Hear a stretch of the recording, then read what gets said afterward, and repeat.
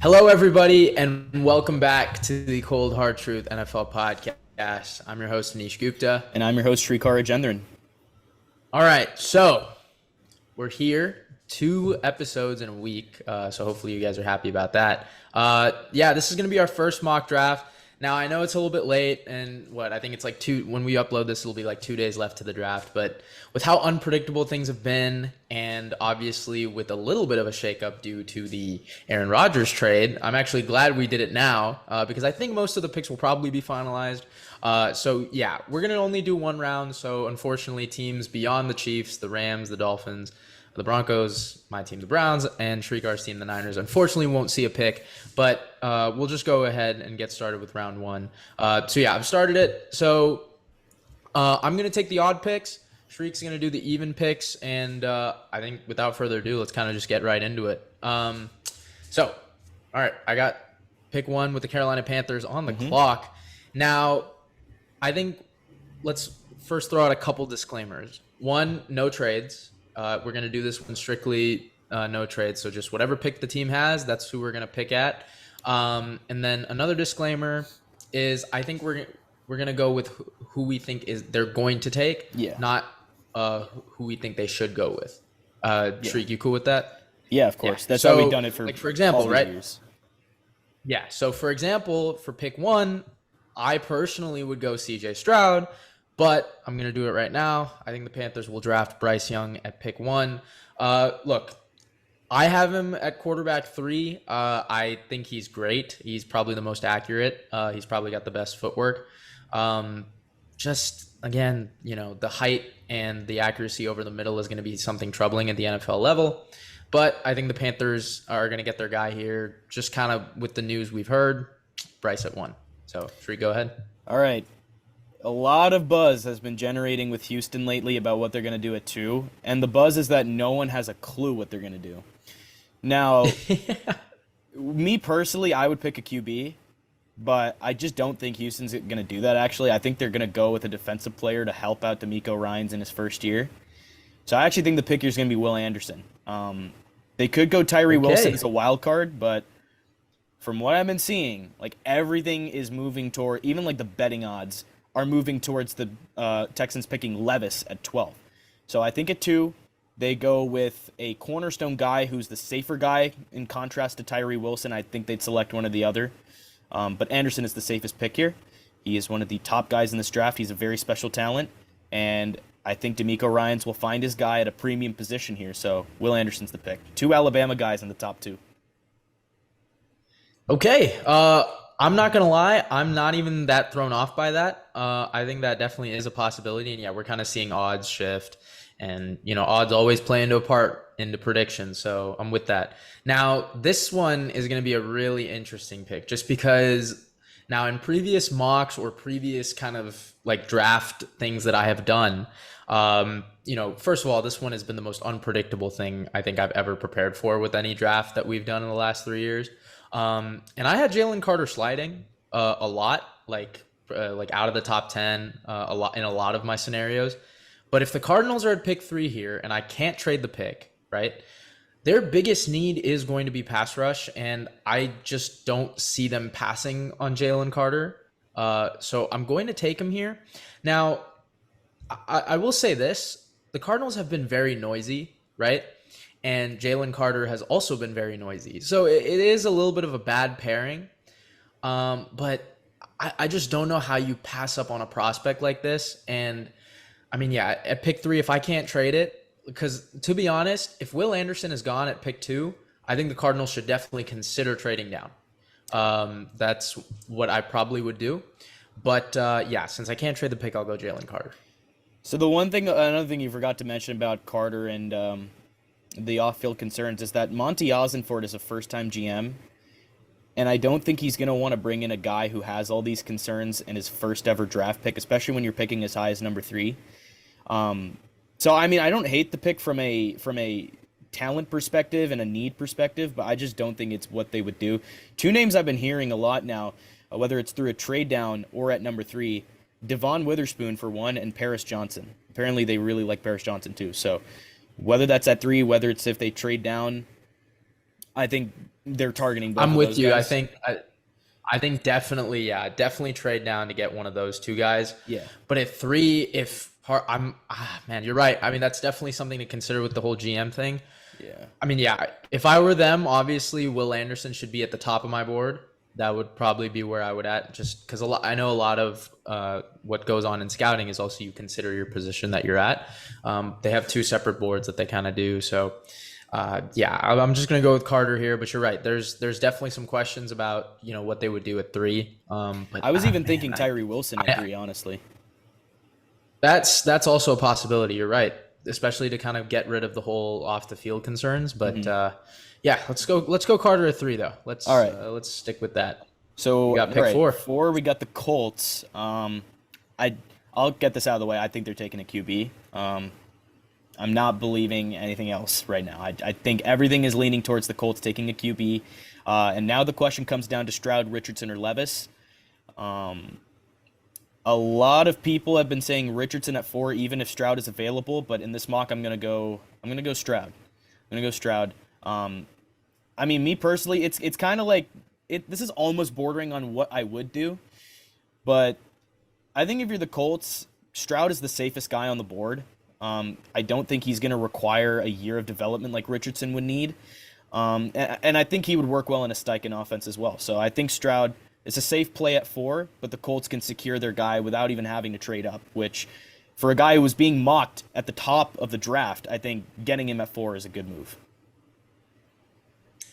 Yeah, so I think you're with the even picks in the top 10, you're gonna have a lot of influence, especially with picks 6 and 8 coming up. I think pick 8 is probably the most interesting pick because at 5, I've got a pretty easy selection here.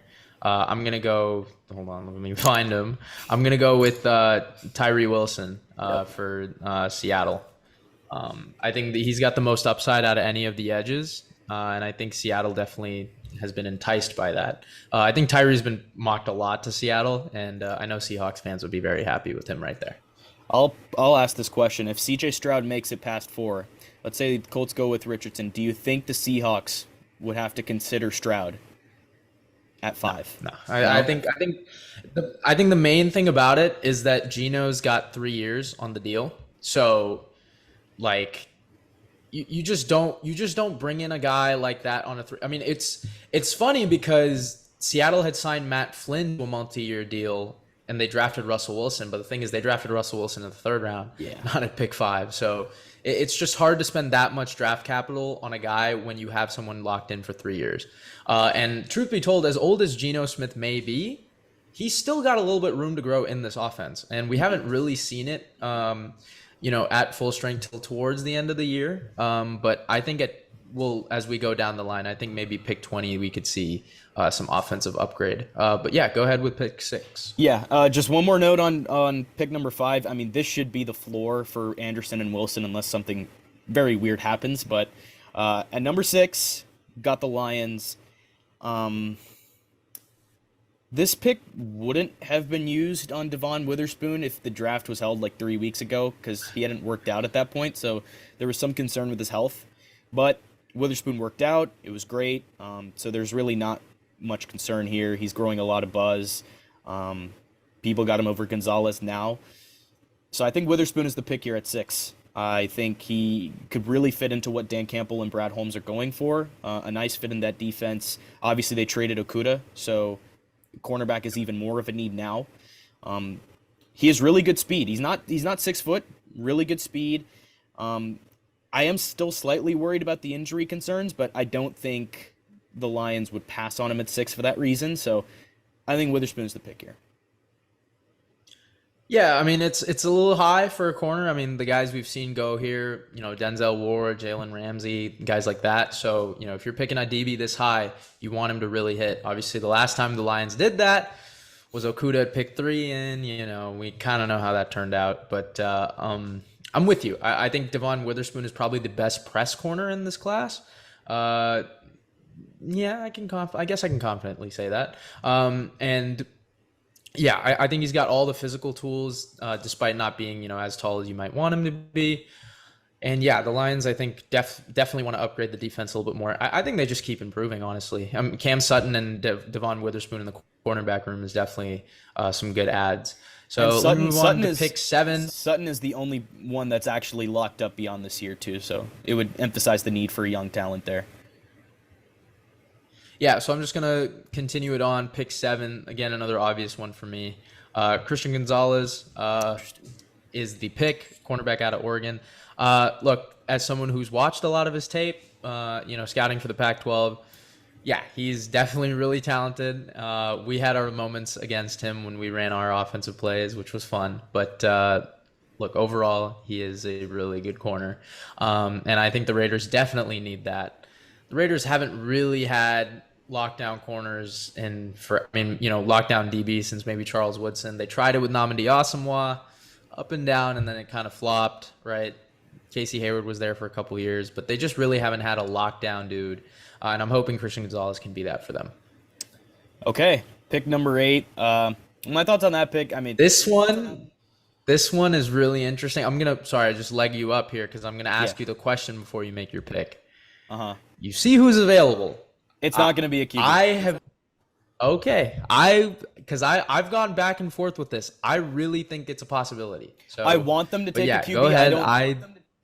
I don't think they're going to take one, though. I think they're confident in what they want to see out of Ritter. So Atlanta needs defensive line talent, but if Anderson and Wilson are off the board, I wouldn't necessarily reach for a guy like Lucas Van Ness at 8 or a Nolan Smith. Interesting. With those two guys off the board, I think they're going to swing to the other side of the trenches. I think they're going to go O-line here, and they're going to go with Peter Skoronski. I think he could start out at guard and then move back to left tackle once the Falcons move on from Jake Matthews. So I think Peter's... okay, are you confident in the pick? I'm going Skoronski. Because what I thought you would do is I thought you were going to take Paris Johnson at 7. And then I think that would have made the pick even easier for me to go with Skoronski. But here's the thing, I don't think they're gonna draft Bijan. I don't think they're gonna draft Lucas Van Ness this high. Don't think Nolan Smith goes this high. I mean, I think if Stroud were to fall, maybe you'd be interested, but no, I don't think they'd go QB. Mm-hmm. I think Skoronski's the move here. I'm gonna lock in your pick. I'm gonna disagree with you a little bit. I think so Matthews and I believe they locked up McGarry, so they're locked up on right. Matthews, they've still got him under contract. They paid him like $70 million. Not for long though. Lindstrom is also locked down. Yeah, so Lindstrom is locked down. So you have to put him at left guard. Yep. Jalen Mayfield is obviously the weak guy in this group, which I can see. I think a reach for Van Ness would be more likely. That's just my thinking. But mainly because they do run a 3-4, so they've been playing Grady at kind of like this interior edge where they have the linebackers play alongside the edge as well. So that's kind of why. And then because they did get also a nose tackle in David Onyemata. So maybe you're right. Maybe a reach to Van Ness would be high. If I were them, though, and I mean, I know you're right. Like, this is kind of what we think they will do. I just don't know how. If Anthony Richardson is available, I think that's definitely like something we have to consider. I think for me, from all the varying responses on Anthony Richardson and the fact that they've been outspoken about believing in Ritter and giving him a shot here, I don't know. I think they're actually. I'm buying it. I think they actually want to build around Ritter and see what he can do this year.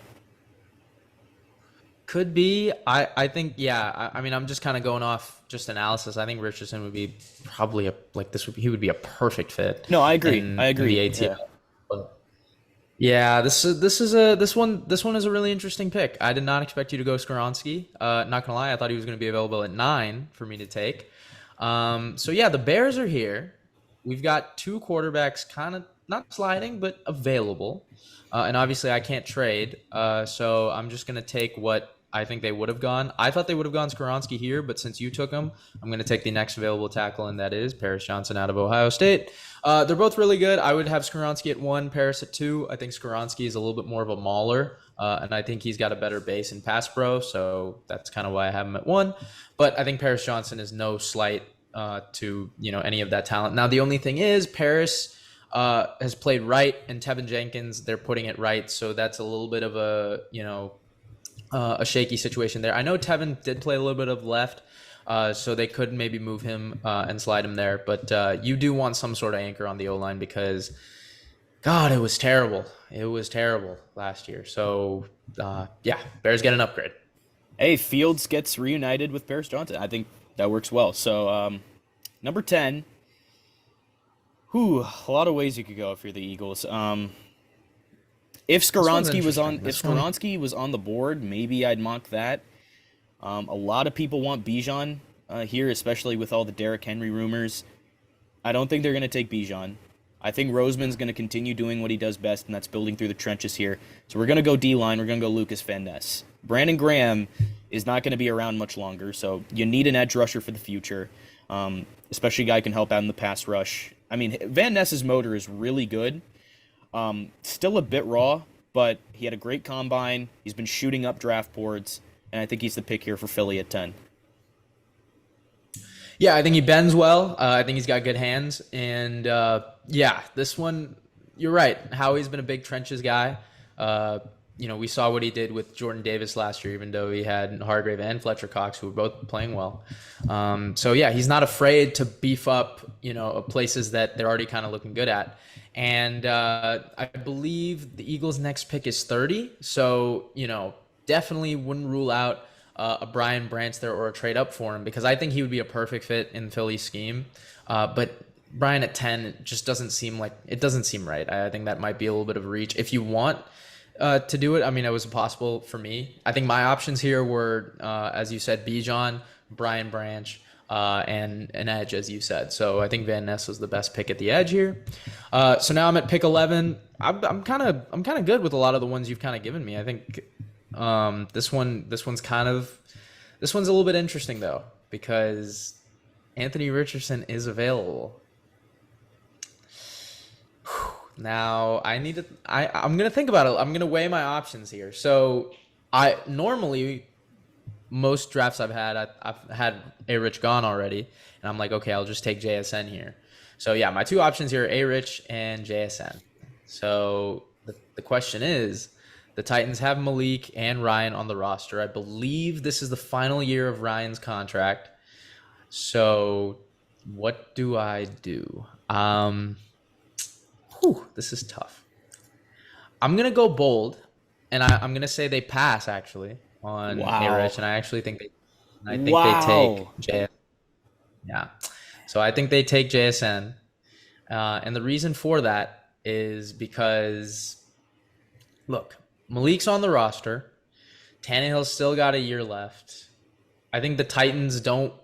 I just don't see the Titans really giving the keys just yet. I mean, they do have a new GM. So, does he want to, ride his coattails on the Anthony Richardson pick?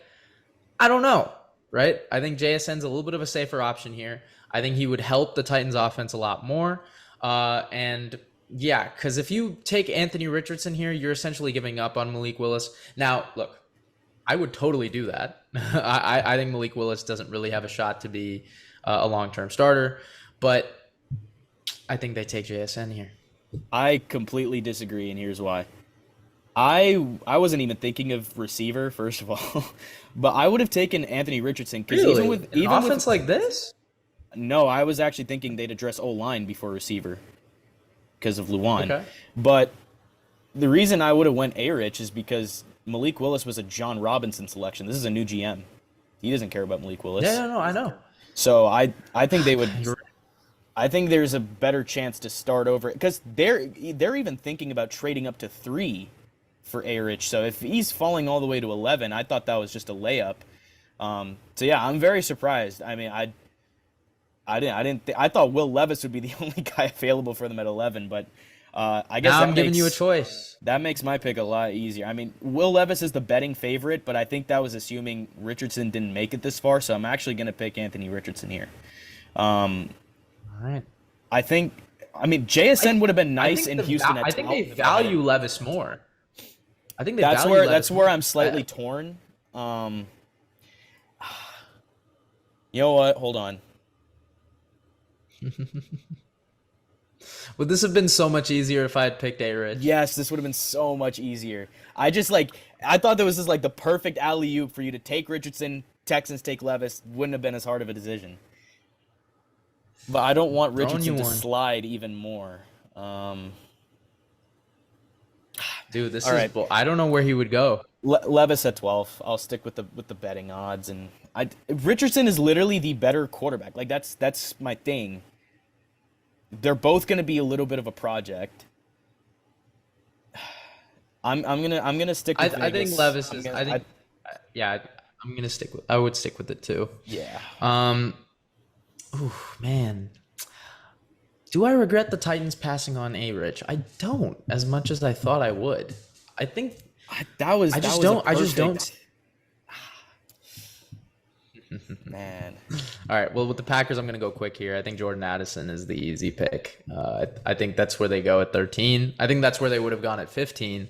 Um, Look, now I could have actually mocked A Rich to them, but just don't see it. I just don't see them, taking a quarterback like this when they want to see what they have in Jordan Love, right? Because then you're gonna have to worry about two fifth-year options at the same time. So, hey, look, Patriots, what do they do here? You've got the one where it's like, Oh well, hold on. Before we get into Pat's pick, I wanted to talk about the Rodgers trade for the Packers.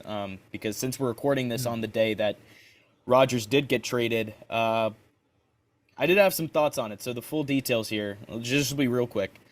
If I remember correctly, so it's Rodgers, a first and a fifth to the Jets for their first. It's a pick swap, a second and a sixth, and a condition. It was a conditional second as well. So, look, I think for the Packers, it's a total reset of a trade, right? Like, yes, Green Bay is moving off major cap hits, clearing their books, but the Packers are trading away one of the best quarterbacks in the NFL. So they should be excited to finally see what Jordan Love could do as the starter, but there's not much surrounding him on the roster, right? The Packers are using this year to absorb $40 million in dead cap resulting from this trade, and other veterans are eating up a good amount of the cap that's left. But ultimately, it's a new era for the Packers. 31 seasons of Brett Favre and Aaron Rodgers, and now you're moving into a whole new thing. So now you have a year to evaluate Love before deciding whether he wants to look for another option or commit to him. So I actually really like this trade for Green Bay. But the Pats at 14, I thought the trade was interesting because the Jets right behind them are actually in need of a tackle. So the Pats could easily just swoop in, and because they're AFC East rivals, they could just get a tackle. I'm really not sure. They could use edge help. You know what? I'm gonna go I think I've got Nolan a Smith. pick in mind, but Nolan Smith. Nolan's I'm gonna go with Nolan Smith. that's They reaching the on a Here's the Georgia thing. guy. The Okay. Pats have hosted 5 edge rushers with top 30 visits. 5. So pass rush, it's an obvious need. So many good passing attacks that are in this division, especially now with Rodgers in New York. I do think Nolan Smith needs to bulk up a little, but he's got really good speed off the edge, and I think he'll be a great fit for a Bill Belichick defense there in New England. Okay, so now I get to talk about the trade. I'll talk about it a bit from the Jets' perspective. I mean, look, it was pretty clear cut, right? They used the pick that they got from the Browns. They used, obviously, their first round pick this year. And then they're going to have to give up a conditional pick that becomes a first if Rodgers plays 65%. I actually think it's good. I mean, I think it's good for the Packers. I think the Packers got a lot more value than I would have expected. And then for the Jets, I actually don't think they gave up as much as I would have initially thought. Like, I think they would have given up, 2 firsts for sure, and then maybe a little bit more in the future years. But yeah, it's a bold move, right? I mean, you're going for a guy who's almost 40. Right. And this is so similar to the whole Brett Favre saga. But, Brett Favre was different in the sense that he would play no matter what, how injured he was. Aaron Rodgers is not really like that. Aaron Rodgers just talks, so that's what you're gonna kind of get out of him. But you're definitely gonna get a guy that obviously is multi-talented, and you've got a really good roster around him. I know he's definitely happy to have Lazard back as his wide receiver. Garrett Wilson, I think, is gonna take off, and it really just comes down to this Jets O line. So I'm just gonna focus on the Jets pick here. Now, I initially had Paris Johnson sliding all the way to pick 13, but now they're at pick 15, so it makes it a little bit interesting. I don't think he'll get down that far. So the question is, do I take, one of these iffy, kind of tackles? And guess what? I am going to, and I'm actually going to go Darnell Wright, not Broderick Jones. I think Broderick Jones lasts a little bit longer. And yeah, Darnell Wright, he's your prototypical guy. Looked really good in the Senior Bowl. I believe he was a 4-year, played all 4 years. He's got some experience to him. He's really big. He's got a really solid stance. And I think the Jets can use someone like that. He's not Mekhi Becton big. And yeah, he's got some stability. So that's what they need on this line. Yeah, I think it's a good pick. I think in hindsight, I feel like in hindsight I should have went receiver for the Pats. Quentin Johnston probably, but oh well, I think I'll roll with that. I agree with the pick for the Jets. I think I maybe would have went Broderick Jones, but Darnell Wright isn't bad. All right, 16. The Commanders. I think they're gonna go Brian Branch. William Jackson obviously was a complete bust as a free agent signing, and you really need someone to stay with A.J. Brown and CeeDee Lamb. So I think Branch has some good size. He can cover. He can really play anywhere in the secondary. So I think he'd be a nice chess piece for the Commanders here. Damn, that's a bummer. I thought I would be able to get him on one of my picks. Good pick. Steelers. I know you see it. Tackle is their number one need, I guess. I think DB is honestly their number one need, considering who they have to go up against in the AFC North.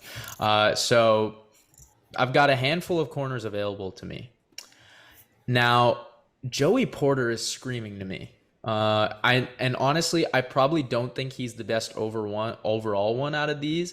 I think Forbes probably has the best upside. Problem is a little bit of the skinniness. I think Cam Smith is the most physical one, and I think Deonte Banks is probably the best overall one. But I think the Penn State being nearby, and Joey, don't get me wrong, Joey Porter is still good. He's got some great size to him. He's got some great length.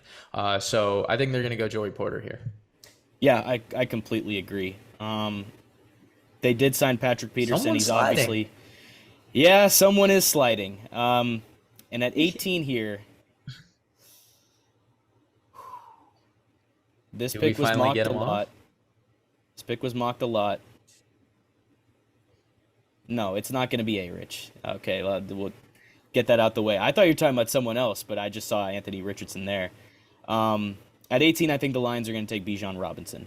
The Lions signed David Montgomery, but he's a replacement for Jamal Williams. I think they want a true home run type of guy. It was supposed to be DeAndre Swift, but I mean, he just hasn't been able to stay healthy. So, yeah, I think Robinson is the pick here. I mean, he's a complete back. A lot of people think he's the best player in this class, which I wouldn't agree with, but I think he's definitely up there. So I think Bijan Robinson is the pick for the Lions at 18 here. Probably would have gone Kalijah. That's just me, but interesting. I mean, especially with a room of Swift and Montgomery, you want to add Bijan to that. Yeah, because again, Swift can't stay healthy for one, and I think Montgomery's not going to lead the backfield. Like, I just don't think it's going to happen. So, yeah, I'd stick with Bijan. Interesting. Okay. Interesting pick. I'm gonna go. I think this one was a home run for me. Broderick Jones to Tampa. Yeah. Replaces Donovan Smith, and you get a tackle for good old Baker Mayfield. I was even thinking Yes, Anthony there was Richardson a little bit of here. bias in that. Nope. Anthony Richardson could have went here, man. I don't know. Nope. Well, I the think slide, the slide will keep going because I don't think Seahawks are going to draft. Continue. Who did I take at 5, or who did you take at 5? I'm sorry. Tyree Wilson. I took Tyree Wilson. I Okay. think they go. I mean, yeah, me personally. So you I think don't they're need gonna an go offense edge. here, but Yeah. Quentin Johnston or Zay Flowers, man. Or they could go DT. Because if the Seahawks do go edge at 5, I think Kalijah Cansey and Mozzie Smith might be in play there at 20. But also Tyler Lockett is aging, so the Hawks need a number 2 receiver for the future, as well as a number 3 for right now. We will go. Okay, we'll go with Kalijah Cansey here. I think they're gonna go Okay. DT and double down on the D line. As tempting as a wide receiver is, that's something you could put off for another year, especially in a class where like no guy is truly like sticking out per se. JSN's already off the board. Addison's off the board. So I think you go D line and make it a real strength here. All right, so that makes it pretty easy for me. Yep. The Chargers are gonna go Zay Flowers. I think that's pretty clear here. Yeah, he's definitely a guy that would pair perfectly well with Keenan Allen and Mike Williams.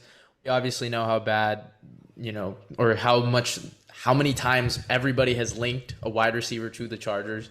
I think a lot of people had Addison sliding. I didn't, so I'm just gonna go with Zay Flowers here. He's the guy I think that would be the best pickup right now.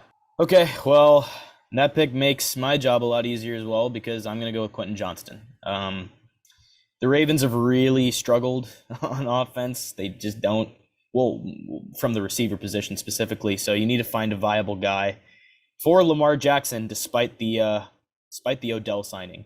So I think Quentin Johnston fits the bill as an X, and I think he'll be the number 1 guy for Baltimore. Okay. Here is where we shake things up. Hey, Rich. Anthony Richardson at 23 to the Vikings. Okay, I had mocked the Vikings trading up for Will Levis in like the first one I ever did, all the way at 10. Here they get a guy who's just surprisingly sliding all the way down to 23. Now, obviously, this is going to be a big bold. You're not going to really see something like this. But we have heard, I don't know if you've heard, Shriek, like buzz of Will Levis and A-Rich falling a lot more than people think. And, this could be an easy scenario where Anthony Richardson's just falling. And the Vikings say, hey, Kirk Cousins is on the final year of his deal. We don't really think he's going to elevate us to where we think he's going to go. Let's get a guy who can throw the ball down the field. Let's get a guy who's really electric, who can make this offense pop. The Vikings get their guy at 23. I didn't really anticipate Anthony Richardson dropping this far when I didn't pick him at 11. I'm going to keep it a buck. And you're right. I mean, I'm sure a lot of people in the comments are going to say, why didn't you take him there? I kind of gave my reasoning. Honestly, I think it's a 50-50 thing, but I do think the need for JSN will probably help them in the longer run. And Anthony Richardson goes here at 23. What do you think about that? Titans fans, I'm sorry, because I know a lot of Tennessee fans want A-Rich, and I did too. But you know what? It's fine. I think this is where the slide had to stop. Absolutely. Vikings were reportedly looking into Trey Lance, but I don't buy any of that at all. So at 24, the Jacksonville Jaguars are on the clock. Can you filter? I want to see what corners are available here. I see Deontay Banks. Absolutely. I don't know who else. So one guy that I kind of completely forgot about that hasn't been getting as much buzz as he was a little bit earlier is Keely Ringo. And I honestly do not know why. Jaguars obviously have issues at corner. Keely Ringo, huge corner. I think he's got a lot of upside. And he performed well. Obviously, Tyson Campbell left, and now he's going to get reunited with him again. So I think they dip into that Georgia pool, and I think they take Ringo here. Wow. Holy. Yep. Wow. Jeez, that's a... Now I do have to say, expect that one. I do have to say, like, I don't know why Ringo has been falling so much. Like, I just don't know. But from what I've seen, I mean, he's really good. Deontay Banks could go there. Manuel Forbes could go there as well. I was leaning. Yeah, man, I was gonna. I think they're gonna go back to Georgia, man. I think they're just gonna go back to it. Wow, that is a bold pick. Man, this makes it so much tougher because I don't know if the Giants can just willingly, go ahead and pick Josh Downs. Hmm. Whew, this one's a tough one. Now, the Giants, I mean, you see their team needs here. Ah, man, I'm just gonna kind of look at, let me look at. Ooh, this is tough. Maybe I'll look at some interior O line, but I just don't see them. I don't know. I think they like what is it? Glowinski. Yeah, Glowinski is their right guard. Do they go? I just don't know if I don't know if Michael Schmitz is just a worthy pick at 25, right? Like that's just not. Oh, I think I know what I would do here. There's linebackers. Maybe you could go Drew Sanders. That's probably the linebacker I would go with if I was the Giants. This is tough. You know what? I'm just gonna pick Josh Downs. I just don't know how you can pass up on a receiver. I'm gonna go Josh Downs here. He was a good X despite his size, and I think the Giants can get. I think he can definitely push the ball down the field and gain some separation. So I'm gonna go with Josh Downs here. Yeah, this one's tough. I think they just try and take. Yeah, I mean maybe best player available, but I think you're good here with Josh Downs. So the way I would have went, I think I would have went linebacker based on how thin they are at linebacker. So Jack Campbell or Drew Sanders. Fair. But I think one of those guys will be available in round 2 for them to maybe sneak up on. But I was even thinking a good But I receiver think could be available in round 2. Because Tank Dell that's was still fair. there. I think Downs probably is a little bit better than a lot of these guys there, and I think the gap between Oh no, he is. the linebackers is less. So yeah, I'm gonna stick with Josh Downs here. But yeah, this is an interesting draft so far. We've got some really surprise. I think A-Rich at 23 is probably the. I know it's a little bit late here. to say this, but I mean, take everything with a grain of salt because this year is literally a crapshoot. Like we don't know. We're just using the best of our abilities. This one's a lot more this one's a lot more unpredictable. I remember like previous drafts, we hit a lot of them on the nail on the coffin. I mean, we were great. So hopefully, I mean, this one's good. We'll probably push out another one with trades right before, but let's get this one done, Shriek. Who we going at 26 with Dallas? So you need an offensive playmaker. So we're gonna filter tight ends. Well, we don't need a filter, because the guys in question are on the board. The question is Kincaid or Mayer. Any way they go, they need to replace Dalton Schultz. I did mock Mayer a while ago, but that was assuming Dalton was off the board. So I think the Cowboys place one Dalton with another Dalton. I think they're going to go with Kincaid here. But that's no slight against Mayer. I think they'd be fine going either one. Maybe even Darnell Washington I wouldn't be too mad at, but I think Kincaid's the guy for them here. Fair enough, yeah. I think, I mean, you could also look at interior line, but I think this one's good. So the Bills, they're interesting because, look, Von Miller has a really long deal, right? But he is getting up there in age. So if I were to take an edge, I would go Myles Murphy. I don't think they need interior, but if they were going to go interior, I probably would go Mozzie Smith. But I won't. And for the Bills, I could also go corner because of... So yeah, because the thing is, they don't really is it Dane Jackson who's their CB2? Yeah. But they drafted Elam last year, so you know what? I'm gonna go because Vaughn's getting up there. I'm probably gonna go Myles Murphy. Interesting. Okay. I think he's kind of a reach player, but he's got a lot of potential. And again, quick off the edge, him and Brees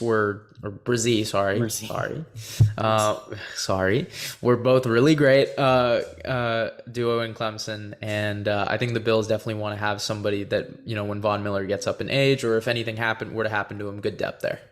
Yeah, I was even thinking, well, we're not doing trades, but they could trade up for a receiver, especially if they see a run on it. Yeah. Guard is also a possibility. Osiris Torrance is on the board here. Maybe a wild card, a little wild card here. Maybe Jahmyr Gibbs. I'm pretty much against using a first-round pick on running backs, but, I mean, they're a contender. They have a clear need there. I mean, that could be a guy that sends you over the top. But moving on to the Bengals, I think they're going to go tight end here, and I think they're going to go Michael Mayer. Yeah, this one's pretty easy. This Yeah, one's this one's easy. it's pretty easy. Out of Notre Dame, complete package. He's a great blocker, great receiver, and I think he'll do good with Joe Burrow throwing him balls. Yeah. Okay. Yeah, pause at the end there. I'm gonna go pick 29. I think this one makes it a little bit easy for me. I'd mocked this originally too. I think I go Mozzie Smith here to the Saints. Brzee is off, definitely a possibility, but I think Mozzie is a little bit more higher floor, and I think he's a little bit better for their scheme. He'd be a better fit alongside Cam Jordan. Yeah, they lost Onyemata, who's their big nose tackle. I believe Mozzie Smith has more size on Brzee, so I would go Mozzie here. Okay, yeah, I agree with that, especially after you lose Onyemata. Clear need at DT, and I think Mozzie Smith would be a great fit there. All right, Eagles at 30. So at 10, who did we go at 10? I believe we went with Van Ness. Lucas Van Ness. Okay. Yes. So here, I was considering Bijan at 10, but I think at 30, I think they're going to take Jahmyr Gibbs here. I was thinking about a DT. Don't think they would double down on D-line. Nah, I don't think. Jahmyr Gibbs, I mean, he would be nasty. I mean, you see all the Alvin Kamara comps. I think him in that Philly offense, it would be pretty good. Okay, so now I've got an interesting thing here, right? So I could go so my two options here, I'm going to go bold. I'm going to go bold with this pick. I'm either going to go Hyatt or I'm going to go Brzee. And that's honestly where I think the Chiefs will go, like wide receiver or D-line with their, their needs are kind of shown up here. And you know what? Just for namesake, I'm going to go with Hyatt. I think he would be such a great fit for the Chiefs. Oop, there's an ad there. But yeah, I'll just kind of scroll down to the pick real quick. Yeah, I think Hyatt would be the guy here. I think he's got game-breaking speed. I know the injuries, or I believe he had some lower body injuries towards the end of the year that might scare some people, but he would be a great fit. I know it would be MVS, Sky Moore and him, and Kadarius Toney, all kind of speed guys. Not really a true X, but there isn't really a true receiver with size. They've always been built on speed. MVS has. Yeah, exactly. So yeah, MVS has size, but really they never really have had that slow guy, that slow X who can just get, a possession receiver because they have Travis Kelce. So they don't really need something like that. But yeah, that was the final pick. We'll kind of scroll up to the draft and we'll maybe show it out. Really interesting. Again, this is going to be really hard to predict. I mean, who knows? We might not even get a single one right except Bryce, honestly. This is a really unpredictable draft. I think obviously our biggest takeaway here was Anthony Richardson sliding, thanks to yours truly. So whoever wants to throw hate, throw it at me, not him. But you can throw some hate for Bijan at 18. That one I was a little bit shocked at. We had some shocking picks, not going to lie. I think you had some picks that I was surprised at. I had some picks that you were surprised at. Mm-hmm. But yeah, this was a really cool mock. I really liked it. I think there were some that were just shoe-ins, and then there were some that we were like, yeah, this could go either way. But yeah, you want to give your favorite pick real quick, and then I'll give mine, and then we'll head on out of here. My favorite pick, honestly, Stroud at 4, I think is a great pick because I think Ethan's my QB1. I was gonna go with that for you. I mean, least favorite is probably JSN at 11. I'm not gonna lie, just because I think it was just an easy layup for Tennessee to take A-Rich and. Yeah, I mean, I don't know what else I'd say is the least favorite. Oh, Miles Murphy at 27, maybe. I think that could be a nice value.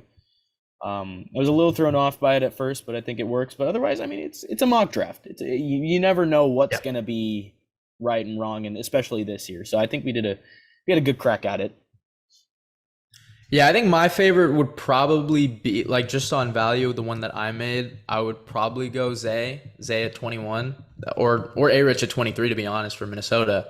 I think both those teams would be really happy with where they got. And then, yeah, I mean, not really least favorite, just the one that I was really surprised at was Bijan. But I've heard some things to it. I was looking it up earlier too. Bijan and the Lions have been a little bit linked, but I just think they can get a little bit more value there instead of keeping a 3-headed running back monster. I think Montgomery was brought in for the injury concerns that Swift kind of had with Jamal Williams being gone.